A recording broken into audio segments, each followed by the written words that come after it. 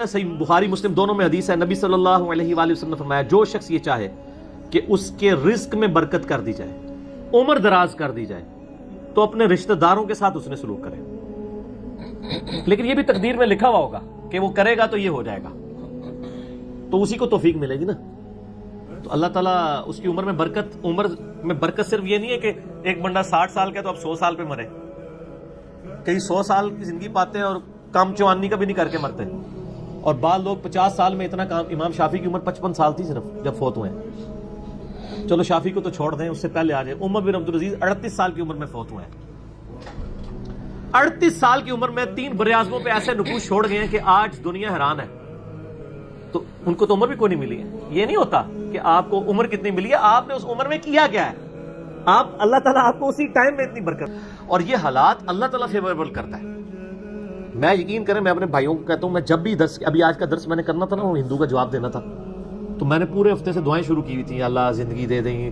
میں جس کام میں ہاتھ ڈالتا ہوں نا، میں دنیاوی اعتبار سے ہر چیز اس کے حوالے سے مینیج کرتا ہوں، لیکن ساتھ مسبب الاسباب پہ نظر ہوتی ہے کہ یا اللہ یہ جو کچھ میں کر رہا ہوں نا، یہ تو میں اسباب کر رہا ہوں نا، میرے ساتھ کوئی بھی پرابلم ہو سکتا ہے، کسی کے ساتھ کوئی این ٹائم، یعنی اس کے اوپر فیملی کے اوپر کوئی ایسا ایشو آ سکتا ہے کہ درس کینسل کرنا پڑ جائے، ہو سکتا ہے نا۔ جس طرح ایک بار یعنی اچانک جو ہے وہ یعنی ہمارا درس کینسل ہو گیا تھا، عثمان بھائی کی والدہ فوت ہو گئی تھی، ہمیں اپنا درس کینسل کرنا پڑا، ایگزیکٹ اسی دن ہی ہو گیا اس طرح۔ میرے اپنے بھی کئی کلوز ریلیٹو فوت ہوئے ہیں، لیکن اللہ کا شکر ہے اتوار مطلب وہ درس سے 1-2 دن آگے پیچھے ہی ہوئے ہیں، تو اللہ تعالیٰ نے یعنی معاملات کو سیٹل کر دیا۔ اس ساری چیزیں سر فیوریبل ہونا، پھر تو یہ وہ سوال کی طرف ہوں کہ رشتہ داروں سے اس نے سلوک کریں، اللہ تعالیٰ رزق میں اضافہ کرے گا، عمر میں اضافہ کر دے گا، یعنی برکت ڈال دے گا، تھوڑی چیز بھی کفایت کر دے گی۔ ابو داؤد میں ایک حدیث ہے، ایک صحابی کہتے ہیں میری ماں فوت ہوگی، فرمایا اپنی خالہ کے ساتھ اس نے سلوک کرا، ٹھیک ہو گیا۔ تو یہ رزق کے بڑھنے کا ذریعہ، باقی دعا تو ایک ہی ہے، اللہم ربنا آتنا فی الدنیا حسنہ وفی الآخرۃ حسنہ وقنا عذاب النار۔ یہ دنیا کے ہر کام کے لیے دعا ہے، رزق کی برکت کے لیے، اولاد کے لیے، اولاد کے اچھے مستقبل کے لیے، لڑائی جھگڑا ختم کرنے، دنیا کی ہر چیز اس میں داخل ہے۔ کیوں؟ ربنا آتنا فی الدنیا حسنہ، دنیا میں ہر چیز حسنہ عطا کرتے ہیں، بہتر، اور آخرت کی ہر چیز داخل ہے، وفی الآخرۃ حسنہ، آخرت میں قبر بھی شامل ہے، میدان حشر بھی، میدان عدل بھی۔ یہ وقنا عذاب القبر، وقنا عذاب الحشر، یہ کہنے کی ضرورت نہیں ہے۔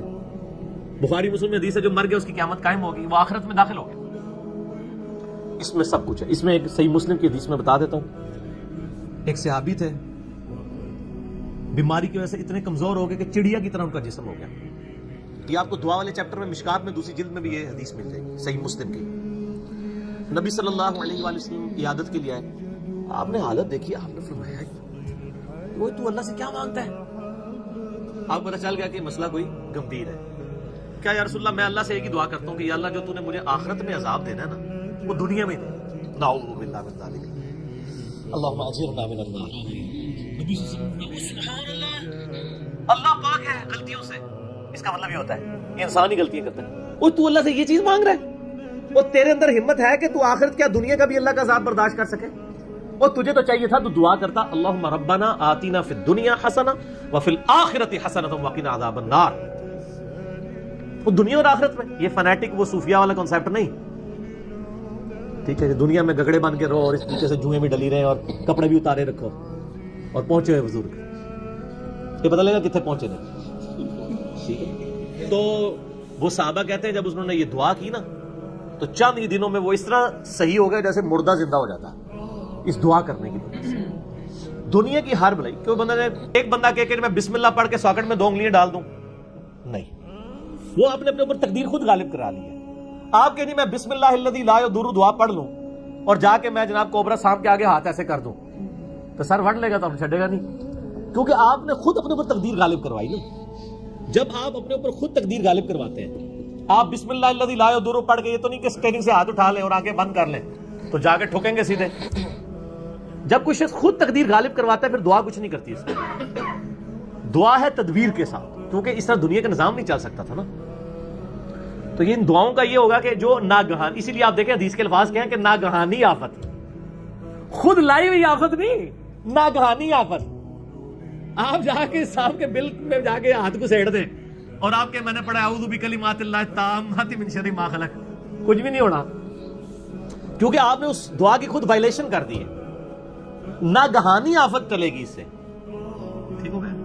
اور جو آپ اپنے اوپر خود طاری کریں گے وہ نہیں ٹلنے گی.